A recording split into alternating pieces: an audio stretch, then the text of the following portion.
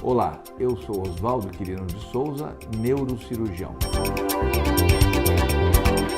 Hoje vamos falar um pouco para vocês sobre a hérnia de disco. Bem, essa é uma patologia bastante conhecida de todos, né? Quem já não ouviu falar de hérnia de disco, ou teve um parente, ou teve um amigo, ou algum conhecido que apresentou uma hérnia de disco. Então, no que consiste a hérnia de disco? A hérnia de disco é uma doença basicamente do disco intervertebral. O disco intervertebral é uma estrutura, da coluna vertebral que serve de amortecedor entre as vértebras. Nós temos 3 colunas, a coluna cervical, a dorsal e a lombar, sendo que na cervical nós temos 7 vértebras, portanto 7 espaços. Na dorsal temos 12 vértebras, 12 espaços, e 5 vértebras lombares. Em algumas pessoas podem ocorrer uma vértebra extra, chamada vértebra de transição. Então, teremos 5 espaços. E em qualquer um desses espaços, nós podemos ter, então, o que se chama de uma hérnia de disco, porque lá vai estar presente o disco intervertebral. O disco, como podem ver aqui, ele é composto de uma parte externa, chamado ânulus fibroso, e uma parte interna um pouco mais maleável, mais flexível, como se fosse uma cartilagem, chamado núcleo pulposo. E essa estrutura, então, vai recebendo ao longo da nossa vida todo o impacto que a coluna vertebral recebe. E ele, então, vai, com o passar do tempo, se degradando, se degenerando, né, perdendo a composição, a estrutura original. Em alguns momentos, esse disco pode, né, quando a gente é mais jovem, estar íntegro e sofrer uma lesão por um trauma. Então, ele sofreria uma lesão traumática e poderia, eventualmente, ocorrer uma hérnia de disco traumática. Mas o mais comum das hérnias de disco são as hérnias de discos provocadas pela degeneração do disco intervertebral. Essa degeneração pode ocorrer rápido ou pode ocorrer ao longo do tempo. E por que ela ocorre? Basicamente por excesso de carga, de trauma sobre a coluna vertebral. Então o disco vai degenerando e começa então a forçar para dentro deste canal vertebral, onde passam as estruturas nervosas. E forçando aqui, ele pode atuar por efeito compressivo ou ainda sobre o canal, no caso sobre a medula espinhal, ou sobre o saco dural, que é uma estrutura, né, composta pela dura mater e pelas raízes nervosas. Isto ocorre abaixo da 12ª vértebra dorsal e primeira vértebra lombar. E as hérnias mais frequentes, elas são entre a 4ª e a 5ª vértebra lombar e entre a 5ª vértebra lombar e a primeira vértebra sacral, ou seja, entre a L4 e a L5 e entre a L5 e S1. O L é a denominação de lombar e o S de sacral. Mas, como eu falei anteriormente, ela pode ocorrer em qualquer segmento da nossa coluna.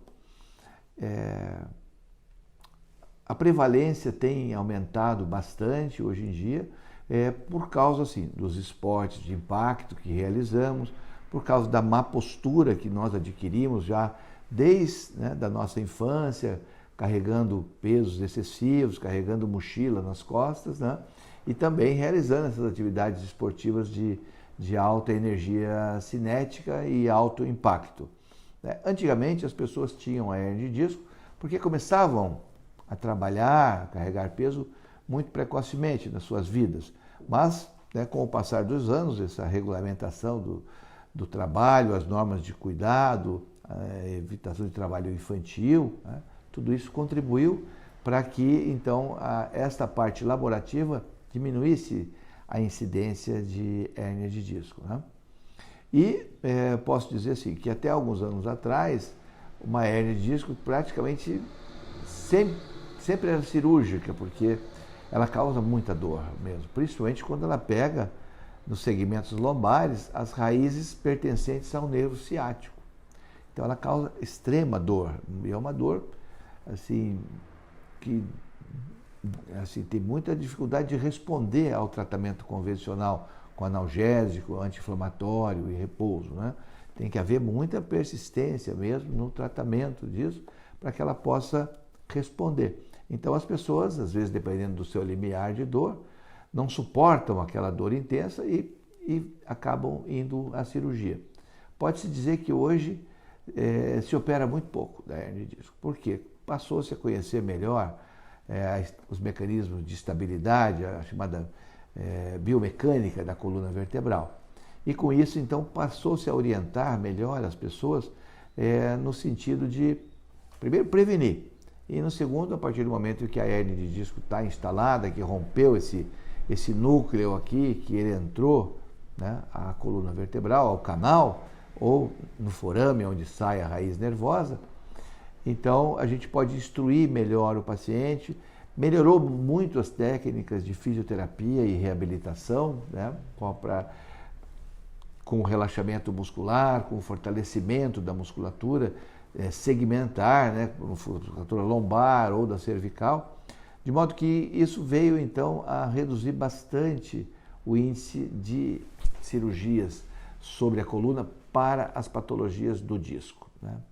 Se opera ainda? Se opera, né? Há muitas escolas que propagam a teoria de que a hernia de disco não deve ser operada, e muita gente pode tratar, clínico, ortopedista, reumatologista, médico especialista somente em coluna, neurocirurgião, neurologista. Então, criou-se um território assim onde muitas pessoas acabam opinando a respeito, né? Mas, de qualquer forma, hoje, assim, como eu falei, se realiza a cirurgia em poucos casos. E o que se faz da cirurgia? Há diversas formas de abordagem, né?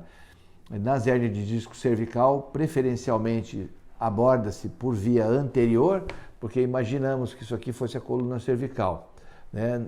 Se você entrar por trás, você vai ter a medula e o canal medular antes de chegar no disco. Então se aborda pela frente, onde você tem aqui traqueia, esôfago, tireoide, você afasta essas estruturas e entra, né, ganhando logo o corpo vertebral e o espaço intersomático, que é onde está localizado o disco. Preferencialmente a cirurgia da coluna cervical para a hernia de disco deve ser realizada com microscópio, onde você vai realizar a chamada microdissectomia. Você entra e retira o disco. E na coluna cervical, né, há também várias técnicas de cirurgia, várias opiniões, onde uns acreditam que basta você tirar o disco para você aliviar a dor e deixar a natureza se encarregar de fazer a fusão vertebral. E outros advogam a tese de que você, além de tirar o disco, deve estabilizar a coluna fazendo uma fixação com um osso do próprio corpo ou com um material heterólogo, né, um material sintético. Enfim, isso vai muito da experiência de cada um, da escola que cada um frequentou, né, e os resultados que cada um tem do ponto de vista pessoal, né? As hérnias de disco da coluna dorsal podem ser operadas por via transtorácica ou pela via posterior e lateral, onde você entra na parte lateral aqui da vértebra, né, e adentra o canal. E as hérnias de disco lombar sempre foram operadas por via posterior, quer dizer, por trás. Mas há autores também que operam por via anterior, por vídeo, faz pequenas incisões ao redor do umbigo, afasta as vísceras, afasta os grandes vasos, que tem ali a aorta, veia cava ou na bifurcação dos vasos ilíacos, né? E entram também ali nesse espaço. E há ainda a técnica minimamente invasiva, em que você faz uma microincisão e entra com uma câmera de vídeo por aqui e faz a entrada pelo forame, abordando diretamente o disco na compressão que ele faz sobre a raiz. Nós preferencialmente usamos a via posterior, onde a gente abre uma parte aqui da lâmina, da vértebra, essa parte posterior chama-se lâmina. A gente faz uma parte da vértebra de cima e de baixo, abre o mínimo possível, somente a ponto de nos dar o acesso ao canal vertebral, evitando sempre de mexer aqui na faceta articular, que é a estrutura vertebral que faz um papel importante na estabilidade da vértebra, né? Então, se precisar mexer na faceta, aí já é um outro capítulo, né? e preferencialmente operamos apenas uma hérnia de cada vez. Há casos em que o paciente tem duas hérnias, então você tem que estabelecer pelo exame clínico e outros exames de imagens e exames eletrofisiológicos, né? Qual é o disco que está causando o problema. Mas o fato é que se você tiver que abordar mais de um disco, recomenda-se então que você proceda à realização da artrodese, que é a fixação para estabilizar a coluna vertebral. Há também muita controvérsia nesse aspecto, porque a coluna vertebral é um órgão essencialmente de movimento. E um dos tratamentos preconizados, você bloqueia o movimento, principalmente daquele segmento. Então, hoje toda a pesquisa, todo o desenvolvimento está no sentido de que você deve tratar as patologias da coluna sempre preservando ou tentando preservar originalmente a movimentação fisiológica da coluna. Então, hoje está surgindo várias próteses de disco, né, chamadas as próteses sintéticas, que coloca no espaço intervertebral. Está surgindo essas próteses de ligamento que você coloca aqui, chamada estabilização dinâmica, que você coloca entre essa parte aqui da coluna, que são os processos transversos, né? Enfim, tá, a pesquisa não para, né? Então, assim, né, a hérnia de disco é uma patologia bastante comum, né, no nosso meio, aqui, por exemplo, em Santa Catarina também, é bastante frequente, pode acometer pessoas em qualquer idade, causa um sofrimento muito grande, uma incapacidade física e laborativa muito grande. É uma das grandes responsáveis pelo afastamento das pessoas do trabalho, ou de modo temporário, ou às vezes de modo definitivo. E os resultados nem sempre ainda são os mais satisfatórios possíveis, tanto no tratamento conservador quanto no tratamento cirúrgico. Uma coisa é fato, houve uma diminuição significativa da indicação de cirurgia para a hérnia de disco. Então era isso que eu queria transmitir para vocês hoje, né? E fico à disposição para todos que quiserem enviar mensagens para tirarmos as dúvidas, né? E me despeço com vocês, esperando ter em breve um novo momento. Obrigado.